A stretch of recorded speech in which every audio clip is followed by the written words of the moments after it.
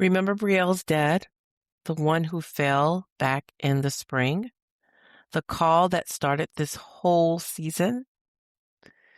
He didn't recover the way they hoped. And 3 days ago, with his family around him, he passed. Now, Brielle is at her kitchen table at 11 at night in a house full of flowers, staring at a legal pad. Because here's the thing nobody warned you about grief. It comes with a second job, a mountain of logistics, the certificates, the accounts, the dozens of people who don't know yet, the forms and language she can't focus on. She is heartbroken, and she is also somehow expected to be an administrator, both at once. If you've ever buried someone you love, you know this cruel arithmetic. So today, gently, let's talk about it, because there is no reason to do the paperwork of grief by hand while your heart is breaking.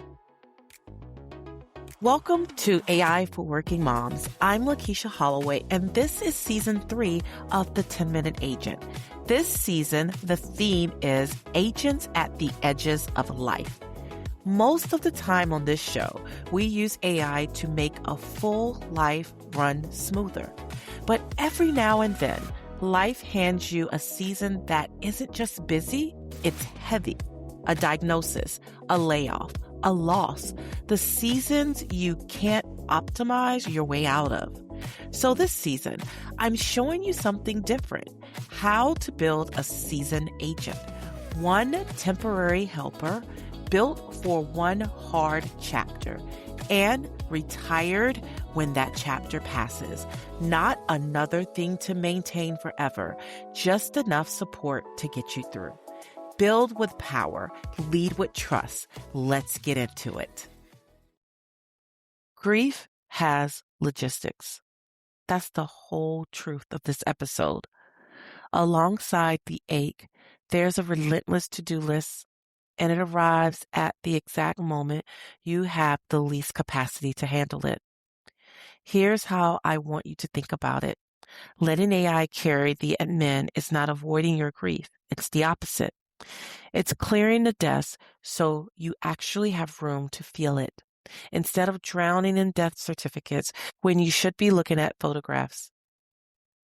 3 things it can carry: the people, the paperwork, and the help. And one line up front: I'm not a lawyer or a financial advisor, and neither is your AI. For the estate, the will, the taxes, you see a real professional. We're talking organization here, not advice. First, the people. One of the heaviest early tasks is telling people and repeating the worst sentence of your life over and over. So you ask your seasoned agent, help me make a list of people who needs to know, and draft a few calm, simple messages I can adapt. You approve every word. You decide who gets a call and who gets a text, but you don't have to compose it from scratch 50 times through tears. The agent holds the list so no one gets forgotten in the fog. You just send the love. Second, the paperwork. There's an avalanche of it, and it lives in your head at 3 a.m. The accounts to close, the documents to find, the calls to make. So you get it out of your head and into one tracker. You ask, help me build a checklist of the administrative tasks that typically follow a death so I can work through them one at a time. Now it's your list you ship at, not a weight you carry everywhere. And again, the agent organizes the tasks. It does not give you legal or financial advice. When the list says estate or taxes, that's your cue to call a human professional. The agent just makes sure you don't forget to. And third, and this one matters more than people really realize, the help. When someone dies, your community wants to show up. Meals, errands, childcare, and coordinating all that kindness can somehow become one more job. Let the agent run it. A simple meal calendar, a list of who offered what, drafted thank you notes you personalize later so you can actually receive the love instead of managing it. Let people help you. The agent just keeps it from turning into a spreadsheet you have to maintain while you're grieving. The after moment. The letter is E for empathy.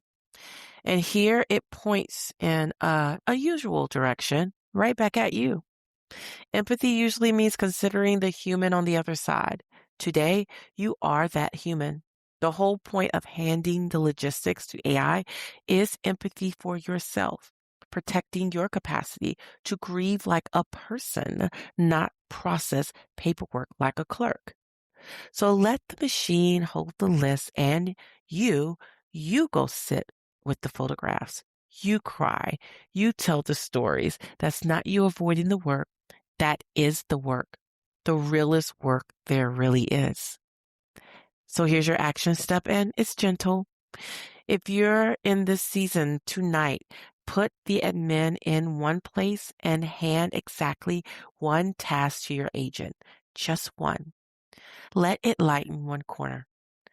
If you're not in it, save this checklist quietly the way you'd keep a flashlight in a drawer. You hope not to need it. You're glad it's there.